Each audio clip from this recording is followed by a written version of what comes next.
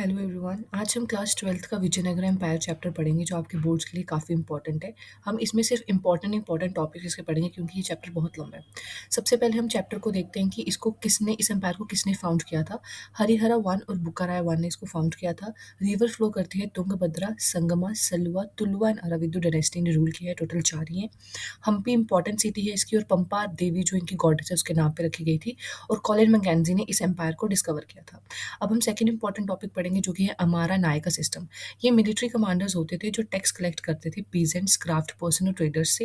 ये जो tax collect करते थे उसका रिवेन्यू जाता था मिलिट्री की मेंटेनेंस के लिए, टेम्पल्स की मेंटेनेंस के लिए और एग्रीकल्चर इरिगेशन के लिए। और ये एनुअली ट्रिब्यूट पे करते थे अपनी रॉयल्टी शो करने के लिए to the king.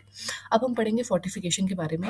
Her empire की फोर्टिफिकेशन इंपॉर्टेंट होती है और स्ट्रॉन्ग होनी चाहिए। वैसे विजयनगर एम्पायर की भी बहुत स्ट्रॉन्ग थी। मैसिव स्टोन वॉल्स थी, यहाँ पे गेटवेज बनाए हुए थे जो कि आपको डिफेंस में बहुत ज़्यादा हेल्प करते हैं और जो है मिलिट्री स्ट्रेंथ को शो करते हैं। अब अर्बन कोर की बात करें तो इसमें रॉयल पैलेसेस थे, एडमिनिस्ट्रेटिव बिल्डिंग्स थी और काफ़ी ज़्यादा मतलब कि किंग के टाइप की चीज़ें यहाँ पे थी। अब इसके बाद अर्बन कोर में मंडपास और ऑडियंस हॉल भी था जहाँ पे सेरेमनीज परफॉर्म की जाती हैं by the rulers and by the people. तो ये काफ़ी ज़्यादा इंपॉर्टेंट है, आपको ये पॉइंट्स वहाँ पे चुपचाप करके बोर्ड में लिख देने हैं सेम टू सेम। अब हम पढ़ेंगे रॉयल सेंटर के बारे में। रॉयल सेंटर जो है इसमें 60 टेम्पल्स होते थे इन टोटल।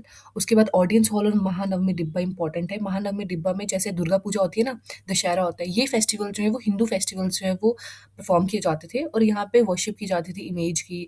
स्टेट हॉर्स को वर्शिप किया जाता था, बफेलोज को, डांस होते थे, रेसलिंग होती थी। और दो इंपॉर्टेंट यहाँ पे सेंटर्स भी होते थे जैसे लोटस और हजारा रामा टेम्पल।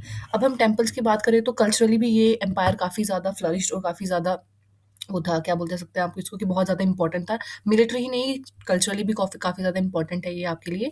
अब आपको ये सब चीज़ें जो मैंने यहाँ पे बताई हैं, ये सब चीज़ें आपको स्क्रीनशॉट लेके रख लेना और आपको यही पॉइंट लिख के आ जाना पेपर में। फिर भी मैं आपको समझा देती हूँ कि काफ़ी ज़्यादा डेकोरेटिव गोपुरम्स होते थे टेम्पल्स में, मंडपास होते थे। और दो इंपॉर्टेंट टेम्पल हैं, विरूपाक्षा एंड विथाला टेम्पल, ये आपको याद रखना है।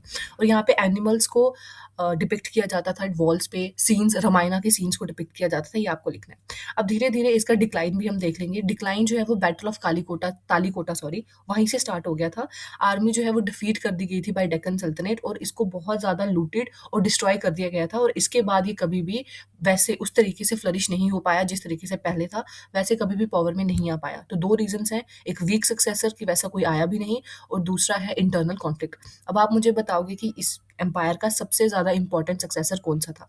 अब ये कुछ इंपॉर्टेंट टर्म्स है जो आपके एग्जाम के लिए बहुत इंपॉर्टेंट है, जैसे कर्नाटका समर यम्यू। ये जो है, सॉरी मैं प्रोनाउंस गलत कर रही हूँ अगर, तो ये जो है वो एक अनदर नेम है फॉर विजयनगर एम्पायर।